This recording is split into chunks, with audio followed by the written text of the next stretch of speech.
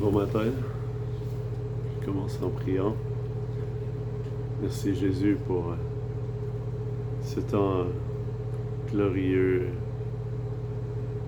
et que j'ai pu passer avec toi ce matin et que je vais pouvoir ce partage que tu mets sur mon cœur. Je te prie, Yeshua, de venir glorifier ton nom, Seigneur.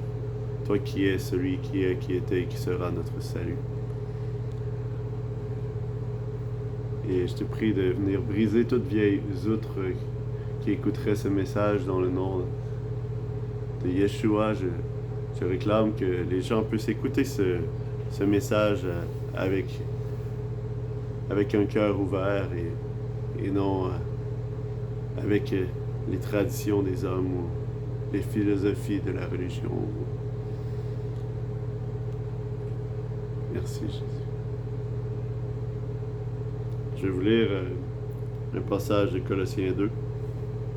Je commence au verset 1, je vais finir au verset 10. Car je voudrais que vous sachiez combien est grand le conflit que j'ai pour vous et pour ceux de la Laodicée, et pour tous ceux qui n'ont point vu mon visage en la chair, afin que leur cœur puisse être conforté, étant liés ensemble dans l'amour, et pour les richesses de la pleine assurance d'entendement, pour la reconnaissance du mystère d'Élohim et du Père et de Christ, en qui sont cachés tous les trésors de la sagesse et de la connaissance. Or, je dis ceci afin que personne ne vous trompe par des discours séduisants, car je suis absent de corps, je suis pourtant avec vous en esprit, me réjouissant et voyant votre ordre et la fermeté de votre foi en Christ. Comme donc vous avez reçu Christ, Jésus le Seigneur, ainsi marchez en lui, enracinés et édifiés en lui, et établis dans la foi, selon que vous avez été enseignés, abondant en elle, avec gratitude. Prenez garde que personne ne vous corrompe par la philosophie et par les vaines tromperies, selon les traditions des hommes, selon les rudiments du monde, et non selon Christ. Car en lui, toute la plénitude de la divinité habite corporellement.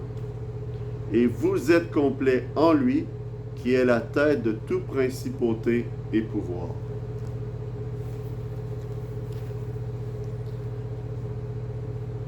Alors, dans le début, ça nous parle de reconnaître le mystère d'Élohim et du Père et de Christ, en qui sont cachés tous les trésors de la sagesse et de la connaissance. Et si nous connaissons les proverbes, nous savons à quel point le Seigneur nous exhorte à rechercher la sagesse et la connaissance. Et ce que je veux vous partager ce matin, c'est parce qu'on m'a posé une question hier. C'est pourquoi lorsque je partage, j'utilise sans cesse le nom de Jésus et de Yeshua, mais je ne parle pas de l'Éternel, ou j'utilise très peu l'Éternel ou d'autres noms en fait du Seigneur, et j'ai pas beaucoup grand chose en fait envers tous les autres noms du Seigneur, que ce soit Adonai, El Shaddai, El Rapha, El Gibor, ou tous les noms du Seigneur. La réalité, c'est qu'en fait, ce qui dérange les gens, c'est que j'utilise pas le mot Dieu, parce que ce mot, à mes yeux, est un mot faible, premièrement, parce que à la base, ce mot est traduit de deux façons. Il vient de deux mots d'origine dans les Écritures, qui étaient Elohim pour les Hébreux et Théos pour les Grecs, mais qui est venu dans notre langue française sur la prononciation de Dieu. Et pour moi, je vais être franc avec vous, l'étymologie du mot Dieu, c'est comme dire Satan. Parce que si on utilise l'étymologie de ce mot et qu'on recherche l'origine de où vient ce mot, ça vient de Deus, Zeus, Zeus. et qui les Écritures nous révèlent, selon l'Apocalypse, qu'à Pergame, il y avait le trône de Satan. Et la réalité archéologique a démontré que le trône qui était à Pergame, c'était le trône de Zeus, qui aujourd'hui est rebâti à Babylone. Et si vous voulez faire des belles recherches sur ce sujet, c'est même, je pense, l'année de reconstruction et l'année de la naissance d'Hitler. L'année de lorsqu'ils ont terminé le projet, je pense que c'est l'année où Hitler rentre en poste. En tout cas, il y a plein de choses liées avec le trône de Satan et l'impact de la Deuxième Guerre mondiale. Et oui, c'est vraiment une puissance démoniaque qui est derrière Zeus. Et Zeus, dans la culture grecque, représente en fait Satan dans les Écritures pour nous, les disciples de Jésus.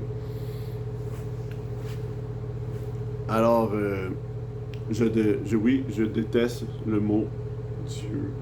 Je déteste l'employer pour le louer. Je déteste l'employer pour lui parler ou pour enseigner aux gens. Je n'ai pas de misère à utiliser ce mot comme je n'ai pas de misère à dire que Satan veut vous tuer, vous voler, vous détruire. Mais la réalité, c'est que ce mot est rentré dans la langue française. Et la langue française est arrivée bien après les Écritures, bien après le credo des apôtres, bien après la foi de Jésus-Christ. Mais lorsque la langue française est arrivée, qu'est-ce qui dominait sur le monde? L'Église catholique romaine. Et l'Église catholique romaine, si vous ne le savez pas aujourd'hui, pas de nouvelle, non, c'est une mauvaise nouvelle en fait, mais l'Église catholique romaine ne sert pas Jésus-Christ. Elle sert Satan. Et c'est pour ça que toutes les langues qui sont apparues sur l'empire du catholicisme romain, en fait, ont des mots à l'intérieur qui sont cachés, qui ont des doubles sens cachés, comme les gens vont dire le mot Dieu dans leur cœur. Et ils vont pas penser à Satan. Je peux comprendre ça et que le Seigneur peut faire grâce. Mais la réalité, c'est que nous avons de la puissance dans nos paroles. Parce que tout a commencé au commencement, lorsque Elohim dit. Et si on réfère à ce que Jean, l'évangile de Jean, lorsqu'il redéfinit la création en disant « Au commencement était la parole, et la parole était avec Elohim, et la parole était Elohim. » Et tout ce qui a été fait par elle, et rien de ce qui a été fait n'a été fait sans elle. Et cette parole s'est fait chair, et elle est devenue la lumière dans ce monde, et s'est révélée sous le nom de Jésus-Christ. Alors, on voit très bien que Jésus est déclaré être la parole d'Élohim. Et quand on utilise le mot Dieu, selon ma conviction personnelle, et ce que je crois en fait que ce qu'on fait, c'est donner une fleur à Satan lui-même. Et regardez comment ça peut être horrible. Parce que, vous savez, le credo des apôtres est quelque chose qui est appuyé par, et si vous ne savez pas de quoi je parle, vous avez juste à chercher sur Internet, mais c'est appuyé par une grande majorité du mouvement protestant comme du mouvement catholique romain ou orthodoxe. Et la majorité de la foi chrétienne vont dire que c'est un document historique qui est important sur les fondements de la foi. T'sais. Mais ça commence par, si je n'aime pas vraiment pas le dire comme ça. Ça commence par « Je crois en Elohim le Père, créateur des cieux et de la terre ». Mais si vous n'utilisez pas Elohim et que vous utilisez Dieu, c'est comme dire que vous croyez en Satan, le Père, créateur des cieux et de la terre, et en son Fils Jésus-Christ, qui est venu d'une vierge et toute la suite du credo. Vous réalisez-vous comment c'est subtil? Mais ce que je suis en train de vous dire, en fait, est vraiment une des pires révélations que j'ai eues. Parce que la Bible nous parle de la repentance, de se repentir, puis on est appelé à vivre une vie de repentance. Puis une vie de repentance, c'est d'accepter que mes pensées ne sont pas celles d'Élohim. Une vie de repentance, c'est d'accepter que chaque jour de ma vie, le Seigneur va m'enseigner à devenir parfait, plus proche de sa ressemblance. Et ça veut dire que chaque jour de ma vie, le Seigneur peut m'enseigner quelque chose de nouveau qui m'oblige à faire un changement radical dans ma vie. Donc, comme ce que je vous partage, si l'Esprit vous parle et que vous recevez la conviction que j'ai reçue, vous allez être obligé de transformer votre vie parce que tout ce qui n'est pas le fruit d'une conviction est péché. Mais c'est vraiment un combat difficile. Je vous le partage, ça fait déjà quelques années que je n'emploie plus réellement le mot Dieu pour parler de mon Seigneur Jésus. Parce que à mes yeux, c'est toujours de mettre la gloire cachée à quelqu'un de horrible, de quelqu'un celui qui s'oppose à Christ, de donner la gloire à l'esprit de l'Antéchrist. Et regardez, et quand cette révélation m'est arrivée, j'habitais encore à Drummondville, ça fait environ peut-être 5 ans maintenant, j'étais assis dans une assemblée où le Seigneur m'avait demandé d'intercéder pour cette assemblée. Et ça faisait 6 mois que j'étais là, et le seul moment où j'entendais le nom de Jésus, c'était à la fin du culte, lorsqu'il dit « J'ai prié dans le nom de Jésus ». Et tout le long, c'était Dieu, Dieu, Dieu ci, Dieu ça. Et on ne parlait jamais de repentance, on ne parlait jamais du jugement éternel, on ne parlait jamais de l'enfer, on parlait juste de psychologie. Pour essayer de prendre soin des cœurs à la manière de ce monde. Et en fait, j'étais pas là parce que j'appréciais réellement le fruit de cette assemblée. Mais j'étais là parce qu'en fait, je priais pour voir le fruit de l'évangile du royaume naître dans cette assemblée. Chose qui n'est pas venue dans le mouvement global de l'assemblée, mais je crois que dans certains frères qui étaient là ont reçu du Seigneur une part de cette révélation, et un peu comme Sodome et Gomorrhe. La seule différence, c'est que je crois que cette assemblée perdure. Mais un jour, le feu du ciel va venir pour le jugement de toute âme qui ne se repent pas. Le Seigneur dit, il est patient envers son Église et lui l'appelle à se repentir, et il dit au vainqueur, je donnerai. Alors, la réalité, c'est que j'avais déjà écrit une 50aine de louanges à ce moment-là de ma vie, et peut-être le tiers utilisait beaucoup le terme Dieu. Et il a fallu que je m'abstienne de louer des chants qu'à la base j'aimais. Oui, il a fallu que je recompose des chants que j'aimais. Et pourquoi? Parce que la véritable repentance, c'est pas de s'attacher à ses pensées ou à ses traditions ou à ce qui a été fait. C'est de réaliser que lorsqu'on commet quelque chose de mal, de s'en repentir, de demander pardon à Jésus, et il est fidèle et juste pour nous pardonner. Et de marcher ensuite dans la vérité. Alors, si vous écoutez mes messages, je sais qu'il n'y a pas grand monde, il n'y a pas autant de monde que j'aimerais qui écoute mes messages, et j'ai une petite idée pourquoi. Mais je partage toujours à propos de Jésus et de Yeshua, parce que je crois que Jésus, pour moi, Yeshua, c'est le même sens. Ça a pas de, il y a pas plus, je ne mets pas d'importance majeure à dire Yeshua que de Jésus. C'est juste parce que dans mon étude de la culture hébraïque, j'ai appris à prier avec le terme Yeshua, et j'emploie les deux parce que pour moi, c'est le sens derrière cette parole. Le sens de Jésus, le sens de Yeshua vient de celui qui est, qui était et qui sera notre salut. Il est notre sauveur. L'Éternel est notre sauveur. C'est la puissance de son nom. Car il ne nous a été donné aucun autre nom par lequel nous puissions être sauvés. Alors, ce que je vous partage ce matin peut troubler votre conception, votre langage, mais je vous confirme que si vous voulez réellement vous approprier ce que Jésus a dit, je suis avec vous jusqu'à la fin du monde, ben en fait, la meilleure façon, c'est de parler comme il le désire, parce qu'il est la parole d'Élohim. Dernièrement, j'ai eu la grâce d'avoir un de ces cadeaux que le Seigneur m'a fait à travers l'évangélisation.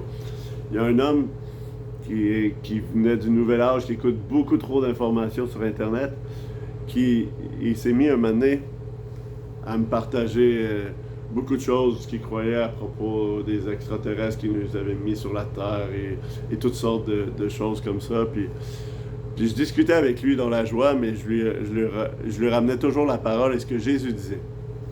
Je dis, Jésus dit ça, Jésus dit ça, Jésus dit ça, les Écritures disent ça. Et là, un jour, pendant notre discussion, il a dit, t'es vraiment faible. Il m'a dit ça à moi. Il m'a dit, t'es vraiment faible. Il dit, t'as aucune pensée personnelle. Il dit, tout ce que tu crois, c'est ce que Jésus dit. Puis là, pour moi, j'ai fait, Amen. Je dis, merci. C'est vraiment le plus beau compliment qu'on pourrait me faire, tu sais. J'étais ébahi. Pour moi, je sais c'est un esprit impur qui voulait m'humilier ou m'abaisser. Mais la réalité, c'est que l'Éternel fait grâce aux hommes et c'est lorsque nous sommes faibles qu'il est fort. Ma pensée n'est pas forte. Ma pensée veut juste s'imprégner de celle de Jésus-Christ. Alors, j'aimerais vous relire le passage que je vous ai lu. Ayez en pensée ce que je vous ai partagé depuis le début. Car je voudrais que vous sachiez combien est grand le conflit que j'ai pour vous. Pour ceux de la Odyssée, ou ceux de l'Acadie, ou ceux du Québec, ou ceux qui écouteront cette vidéo, et pour tous ceux qui n'ont point vu mon visage en la chair. Merci Jésus, vous pouvez voir mon visage. Afin que leur cœur puisse être conforté, étant liés ensemble dans l'amour.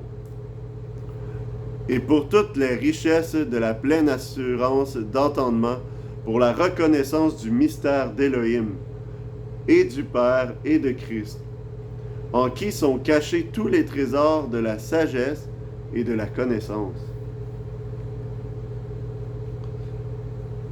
Ceci nous déclare que nous devons chercher les mystères d'Élohim, du Père et de Christ. Et pour vrai, ma Bible n'est pas une version spéciale, là. J'ai une Bible Osterval, c'est une vieille version que je lis depuis des années. Mais je me suis habitué à déclarer Elohim à toutes les fois que je vois les 4 lettres D-I-E-U écrits. Pourquoi? Parce que je veux que ma proclamation, ma profession, ce que je dis de ma bouche, que l'Esprit sort, parce que là, à tous les moments où je vous parle, oui, en parole, je vous parle en sagesse, en connaissance, mais je vous parle aussi en esprit, il y a le souffle qui sort de moi, et je ne veux donner aucune gloire à Satan. Parce que toute la gloire lui revient. Et voici, je vais continuer à lire, ça dit, « Or, je dis ceci afin que personne ne vous trompe par de discours séduisants, car si je suis absent de corps, je suis pourtant avec vous en esprit, me réjouissant et voyant votre ordre et votre fermeté de votre foi en Christ. Comme donc vous avez reçu Christ, Jésus le Seigneur, ainsi marchez en lui, enracinés et édifiés en lui, et établis dans la foi selon que vous avez été enseigné, abondant en elle, avec gratitude. Prenez garde que personne ne vous corrompe par la philosophie et par de vaines tromperies, selon la tradition des hommes, selon les rudiments du monde, et non selon Christ. Car en lui, toute la plénitude de la divinité habite corporellement, et vous êtes complets en lui, qui est la tête de toute principauté et pouvoir. Et il est la tête de toute principauté et pouvoir. Je fais un petit bond au verset 14. Parce quoi? Parce qu'ayant effacé ce qui était contre nous, l'obligation des ordonnances qui s'élevaient contre nous, il les a ôtées en la clouant à la croix. Et ayant dépouillé les principautés et pouvoirs, il les a ouvertement exposés, triomphant d'eux en elle, que personne donc ne vous juge au sujet du manger, du boire, au sujet du jour de fête et des nouvelles lunes de sabbat. C'était l'ombre des choses qui devaient venir, mais le corps est de Christ. Je vais arrêter là. Mais il a acquis cette autorité. Le nom de Jésus a acquis l'autorité par la victoire de la croix. Mais le nom de Jésus n'a pas existé à partir du moment où Jésus a été enfanté par Marie. Le nom de Jésus est de toute éternité. De toute éternité, le plan éternel de Jésus-Christ pour votre vie, c'était de vous sauver. Alléluia.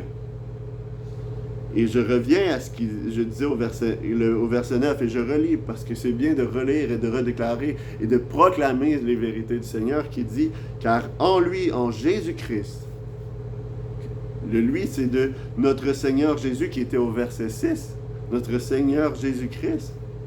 Il dit, en lui, toute la plénitude de la divinité habite corporellement, et vous êtes complet en lui qui est la tête de toute principauté et pouvoir.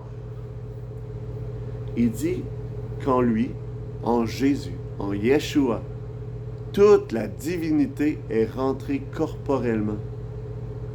Ça veut dire, il n'y a rien qui manque en Jésus. Lorsqu'on utilise le nom de Jésus, et c'est pourquoi que Paul, dans l'Épître aux Philippiens, l'autre répète juste avant, va dire, il nous a été donné aucun... non, ça, je m'excuse, ça c'est Pierre qui dit ça dans Actes. Il va nous dire voyons, je mélange. Pas grave, on retourne à Actes. Pierre va déclarer, il nous a été donné aucun autre nom par lequel nous puissions être sauvés. Mais dans Philippiens, il va dire que Jésus a reçu le nom au-dessus de tout nom, tant dans les cieux et sur la terre. Quand Jésus, avant de mourir, a enseigné, lorsqu'il formait ses disciples, il les a enseignés à prier le Père. Mais juste avant de mourir, il dit, vous n'avez jamais rien demandé en mon nom. À partir de maintenant, demandez en mon nom et il vous sera accordé. Il le répète. Il ne le dit pas juste une fois dans Jean 14. Après ça, je pense qu'il le répète dans Jean 16 ou 15. Si vous allez lire. Et là, après ça, il arrive dans Jean 17 où il dit, la vie éternelle, c'est qu'ils te connaissent, toi, le seul vrai Elohim, et ton Fils que tu as envoyé, Jésus-Christ. OK?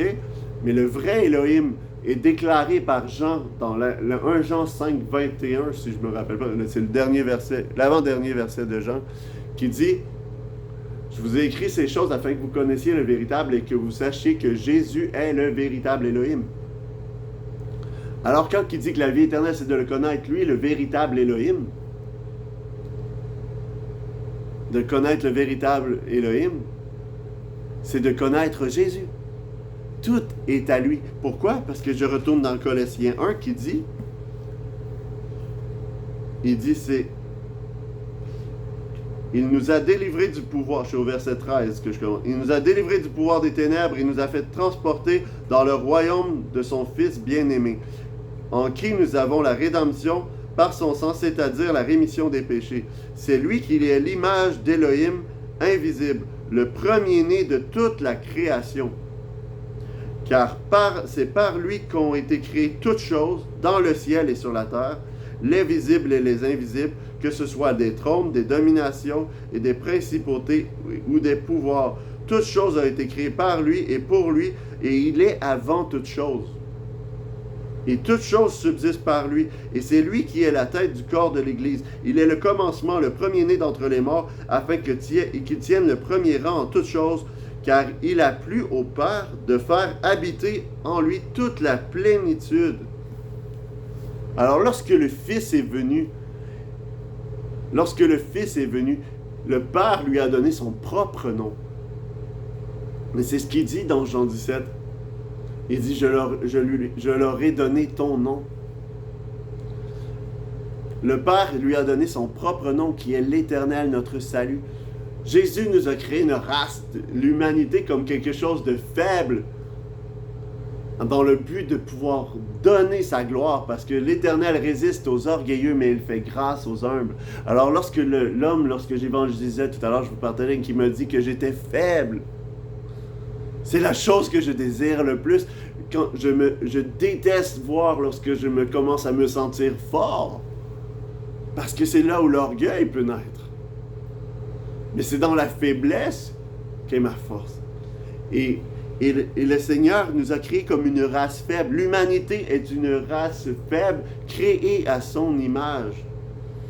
Il nous a donné la chose à travers toute la création qui est de user la puissance de la parole. Et je reviens sur l'exhortation que je parlais, et c'est pour ça que j'utilise ma parole pour être la plus pure et la plus saine pour sa gloire. Parce que lorsque je parle, je veux que ce qui est déclaré donne gloire à Yeshua. Parce que c'est le nom qui nous a été donné. Il n'y a point d'autre nom. Et toute chose a été créée par lui.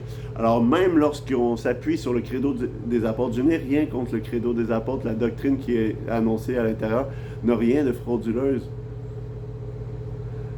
C'est le langage, je crois, qui a été corrompu, le langage français, et même le langage anglophone. Si vous êtes anglophone et vous écoutez cette vidéo-là, c'est la même chose. Pourquoi? Parce que votre langue a été créée sur l'emprise du catholicisme romain, sur la domination d'une partie de Babylone, de la Babylone spirituelle, et de la grande Babylone qui veut s'éveiller pour les temps de la fin, dans lesquels nous arrivons. Et il est temps d'être revêtu de vêtements blancs et de chercher à être pur dans toutes les actions.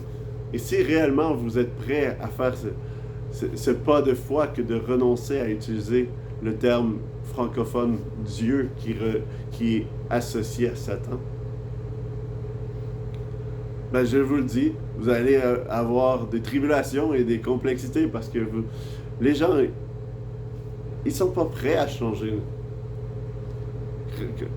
Et c'est le fruit de la repentance, et c'est pour ça que je prie dans le nom de Yeshua que son esprit vous convainque de péché, de justice et de jugement, qu'il vous convainque de mettre votre langue, d'utiliser votre langue comme étant quelque chose qui est un instrument de perfection. Et Jacques est clair dans sa parole. Il dit, si on utilise notre langue, celui qui contrôle sa langue, il dit, est un homme parfait.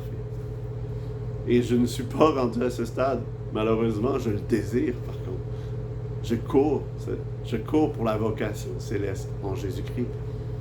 Et ne vous y trompez pas, à la fin, c'est devant Jésus qu'on va se trouver. Parce que si vous lisez l'Apocalypse, ça dit que l'Esprit et l'épouse disent, viens, Maranatha, Seigneur.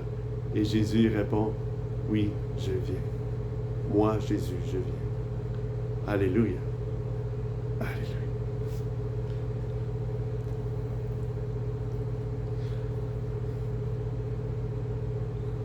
Jésus, que toute la gloire te revienne. Et je te prie que les âmes puissent avoir cette soif de te connaître tel que tu es, parce que tu es la vie éternelle. Tu es le véritable Elohim. Tu es le Père éternel, selon Ésaïe.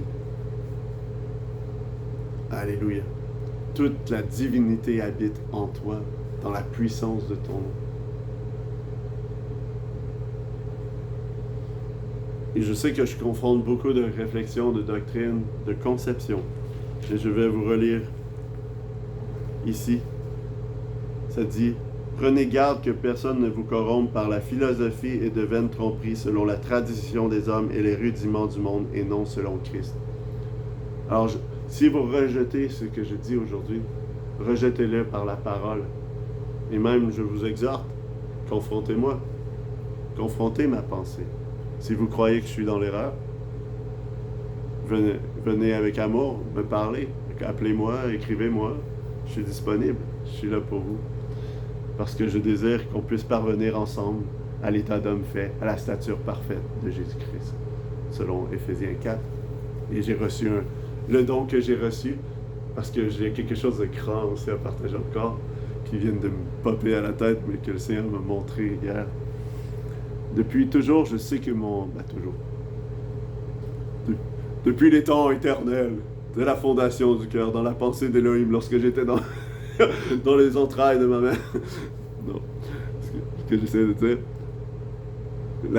La plus grande bénédiction que j'ai reçue, c'est ma mère qui me l'a offerte, en m'offrant le nom de Samuel. Ben, ma mère et mon père, là, parce qu'ils ont pris cette décision, mais c'est...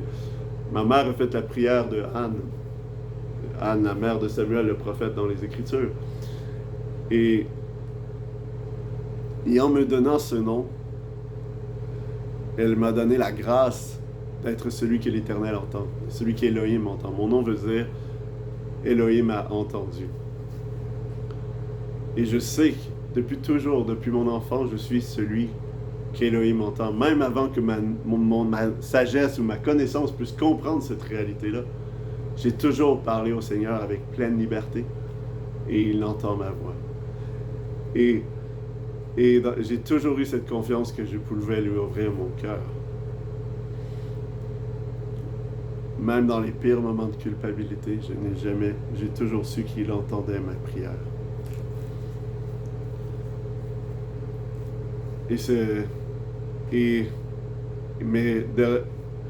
Hier, j'écrivais quelque chose à une femme, puis là, j'ai voulu être sûr de dire exactement ce que mon nom voulait dire, comme Élohim a entendu. Mais j'ai réalisé à ce moment-là que mon nom avait un double sens. Et ça me vraiment béni. Parce que mon nom, c'est le nom d'Élohim. Samuel, l'origine de Shemuel, c'est en hébreu, mais Samuel. Mon nom veut dire aussi le nom d'Élohim. Et c'est la chose pour laquelle je me bats. Je me bats de partager et je ne me cesse de me lasser, de confronter la religiosité et la tradition des hommes ancrée dans les hommes qui ne vient pas de Christ, qui n'est pas la philosophie de Christ. Et je confronte les gens sur le nom de Yeshua. Je confronte sur le fait qu'en Yeshua, nous avons toutes choses. Et pour vrai, cette conviction, j'ai utilisé ce passage-là parce que je pourrais vous le décrire, ce que je partage avec toutes les Écritures. Mais j'ai utilisé le passage de Colossiens 2 parce que c'est ce passage que le Seigneur a utilisé pour me révéler sa grandeur. Il a dit, en Jésus habite toute la plénitude de la divinité corporellement. Et vous êtes complets en lui qui est la tête de toute principauté et pouvoir. Et ce qui est glorieux, c'est qu'il faut comprendre que le Fils, Yeshua, le Fils, Yeshua a la fonction de Fils, Yeshua a la fonction de Père, Yeshua a l'Esprit. C'est le Romains 8 le dit clairement, c'est l'Esprit de Jésus que nous avons. Le Père est un avec le Fils. Et lorsque l'on déclare Yeshua, la Bible nous le dit. Certains proclament que de donner la gloire du Père à Yeshua, ce n'est pas l'honorer. Mais la Bible est claire que celui qui honore le Fils honore le Père. Parce que Yeshua est le corps de Christ. Le Christ d'Élohim. Le Fils, lorsqu'il est venu sur la terre, il a pris un corps. Avant qu'il vienne sur la terre, dans la nature du Messie, il n'avait pas de corps physique terrestre. Jésus parle du Père comme Élohim est esprit. Lorsqu'il parle à la Samaritaine, si vous me demandez où est-ce que je trouve cela, dans Jean 4, si je ne me trompe pas. Mais il dit, Élohim est esprit. Le corps, c'est le Fils. Mais de toute éternité, le corps spirituel du Fils existait. Il s'est juste formé chair pour venir prendre notre nature humaine et de créer une nouvelle humanité. Et c'est là qu'il faut comprendre que lorsqu'on parle de Fils d'Élohim, on parle du dernier Adam. Pourquoi l'Éternel devait être Fils? C'est pour redémarrer une création. Et c'est exactement ce que Jean nous dit. Au commencement était la parole et la parole était avec Élohim. Il redémarre. Le but, c'est ce que Jésus est venu faire. Et il est venu faire un reset de l'humanité. Aujourd'hui, on parle de grand reset du mouvement sataniste et le global order et toutes ces affaires-là. Mais c'est pas de ça que je veux parler. Jésus, l'humanité par le premier Adam. Et vous savez qui est déclaré fils d'Élohim à part Jésus? Adam lui-même. Dans la généalogie de Luc. La généalogie de Luc termine, dans l'évangile de Luc, termine par Adam, fils d'Élohim.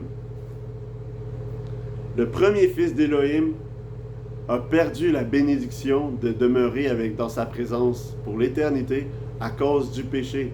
Le deuxième fils d'Élohim a pris notre nature de péché, notre nature d'humanité. Il a marché comme nous avec notre faiblesse, étant pleinement Élohim, mais pleinement homme. Il a pris notre faiblesse, il a marché sur la terre, et il a pris la nature de péché sur lui, lui qui était pur et sans tache. Il l'a pris sur lui, portant nos fardeaux, notre iniquité. Il dit que l'Éternel a fait tomber sur lui la rébellion de nous tous, qui était de suivre notre propre chemin. Ésaïe 53, verset 6. Il a fait de l'opposé, de la perfection, de toute chose. En Adam, Dieu dit, cela est très bon. Quand Jésus se fait dire bon maître, parce que l'homme adore, lorsque l'homme dit bon maître, il donne la gloire à l'humain Jésus, et pas à l'Élohim Jésus. Jésus n'a jamais refusé de gloire quand que les gens lui reconnaissaient sa divinité. Il refusait la gloire lorsqu'il donnait gloire à son humanité. Et quand les gens lui disaient bon maître, il dit Elohim seul est bon. Mais le premier Adam était bon. Mais le premier Adam était bon, mais n'ayant point la connaissance, il est devenu péché par les ruses du diable, par sa faute, n'ayant pas suivi la parole. Vous voyez comment la parole est importante? Alors là, on retourne à Jésus. Lui, le dernier Adam, le Fils, la nouvelle création, car en Jésus-Christ nous dit 2 Corinthiens 5,17, nous sommes une nouvelle création, des nouvelles créatures. Les choses anciennes sont passées, voici toutes choses sont devenues nouvelles. Alors Jésus est devenu le Père de la nouvelle création. Jésus est le Père éternel. Il a déclaré sa paternité sur tellement de formes, d'aspects. Il dit « Je suis la lumière du monde ». Et juste après, il va déclarer, continue à lire l'évangile de Jean, un peu plus loin, il va déclarer « Et vous serez appelés fils de la lumière ». Jésus ressuscité va vers ses apôtres qui sont en train de pécher à la fin de l'évangile de Jean. Il dit « Mes enfants ». Jésus prend la sacerdoce de Melchisédek, un sacerdoce qui n'a pas de fin. Melchisédek, ça veut dire le roi de justice qui régnait sur Salem, la paix. Et il est allé à Abraham avec le pain et le vin. Il n'a pas pris c'était son propre sacerdoce. Melchisédek, c'est le roi de justice qui règne sur la paix, s'est présenté avec le pain et le vin pour donner la bénédiction à Abraham. Et c'est de la promesse d'Abraham que nous sommes héritiers. Et qui nous permet de rentrer dans son royaume et de quitter le royaume des ténèbres. Nous quittons le royaume des ténèbres parce que nous devenons fils de la lumière. Le premier Adam nous a donné sous l'autorité comme père le diable. Le dernier Adam, parce qu'il n'y en aura pas d'autre. Le dernier Adam, Adam veut dire l'humanité, si je ne l'ai pas déjà dit. Le dernier Adam, alléluia, Yeshua nous permet de prendre part à la nouvelle création, d'entrer dans son royaume. Et c'est pour ça que quand je disais que si quelqu'un est en Christ, il est une nouvelle créature, les choses anciennes sont passées, voici toutes choses sont devenues nouvelles. Et il nous a donné quoi? Le ministère de la réconciliation d'Élohim avec les hommes. Ce matin, on fête au Canada la journée de la vérité et de la réconciliation, et je brûle d'un zèle d'aller proclamer la bonne nouvelle pour proclamer la réconciliation des hommes avec Élohim. Parce que c'est notre mandat, vous qui êtes disciples de Jésus-Christ et vous qui ne l'êtes pas encore, mais qui êtes appelés, le mandat est d'amener à l'obéissance de la foi toutes les nations. Alléluia! Alléluia! Ah, Seigneur, je dis trop de choses encore parce que mon âme brûle de feu pour vous. Et j'espère que vous serez bénis. Et c'est quelque chose que je demandais jamais avant, mais sérieusement, je réalise, je vous demande si vous êtes bénis et que vous croyez ce que je dis est vrai, Partagez cette vidéo afin que plus d'âmes puissent être touchées. Pour terminer, puisque je suis parti d'un partage du nom au-dessus de tout nom qui est Yeshua et pourquoi je n'utilise pas le mot Dieu, je termine à partager la bonne nouvelle. Alors pour terminer, si vraiment vous réalisez et vous voulez faire part du royaume de Christ et entrer dans son règne et recevoir la bénédiction qui a été offerte à Abraham, de devenir enfant d'Élohim, alléluia. Si vous voulez, la réponse se trouve dans Acte 2:38. Repentez-vous en ce jour. Repentez-vous, ça veut dire détournez-vous de votre chemin. Faites un U-turn et choisissez de suivre le chemin de Yeshua, de Jésus. Car il est le chemin, la vérité, la vie, et nul ne vient au Père que par lui. Et la repentance veut aussi dire de changer vos pensées à celles de Christ. Et pour changer vos pensées, il faut vous approprier la parole. Il faut que vous ouvriez la Bible et que vous lisez ce que Jésus a déclaré. Ah oui, il faut que je dise ça aussi, mais je finis ce que je veux dire. Il faut vous approprier les Écritures. Il faut qu'elles deviennent vie en vous pour que votre bouche puisse confesser que ce qu'elle dit. Alléluia!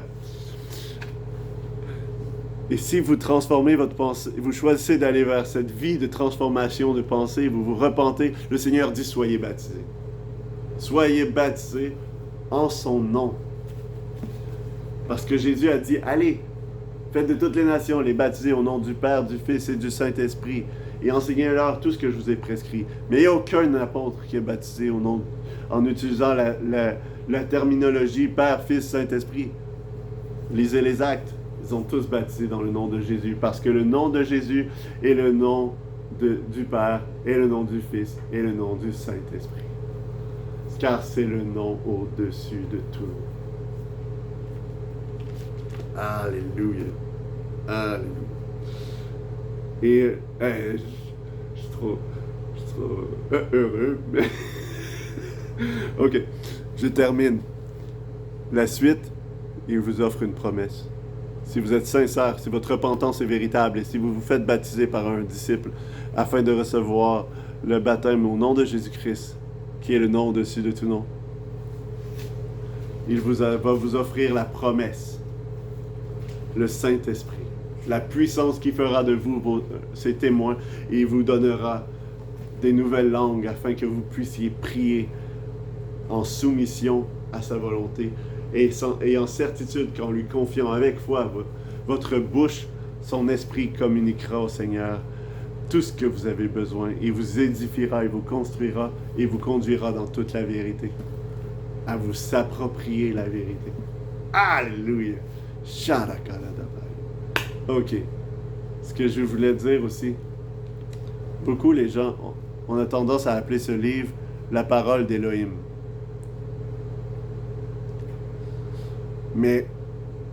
Et les gens disent que ceci est pour connaître Elohim. Lisez la Bible, c'est un livre pour vous faire connaître Elohim. C'est pour vous faire connaître ce qu'Elohim veut de vous. Mais la réalité, c'est un livre pour connaître Jésus. Parce que le témoignage de Jésus est l'esprit de la prophétie. La prophétie, c'est la parole d'Elohim. Ce que Elohim a déclaré.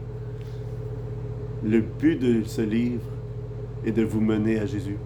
Parce qu'Elohim, ce n'est pas défini. Mais Jésus, c'est tout. Parce que vous êtes complet en Jésus.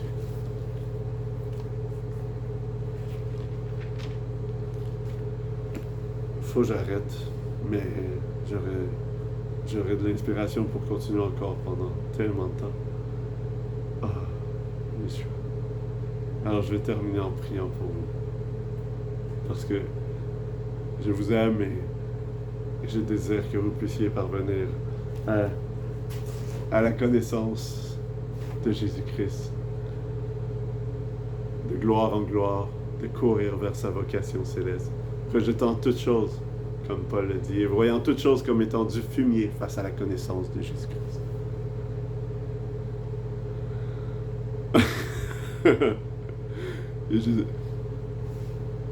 Et j'aimerais tant que vous puissiez devenir fou aux yeux de ce monde. Parce que l'Éternel a dit qu'il a choisi les choses folles du monde pour confondre les sages. Alléluia. Il n'a pas choisi les gens de grande connaissance. Encore une fois, il a juste choisi un charpentier. Je suis charpentier de métier à la base. Aujourd'hui, je suis simplement un enfant d'Élohim, un disciple de Jésus-Christ. Et je sers mon Père de toute ma joie, de toute ma force.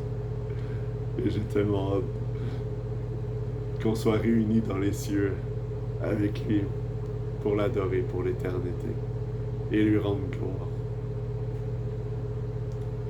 Lorsque le royaume lui sera remis, à lui le Père d'éternité. Dans Corinthiens 15, ça dit qu'il va remettre toute la gloire au Père.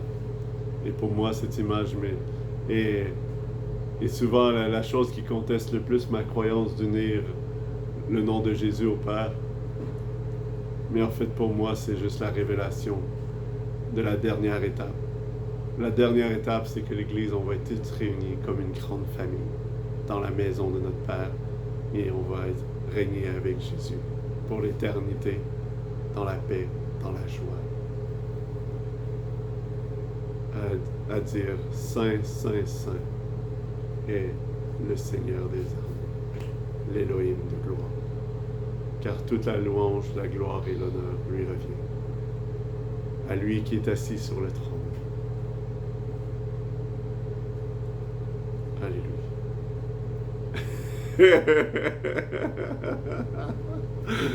Alléluia. Jésus, je te prie d'ouvrir les yeux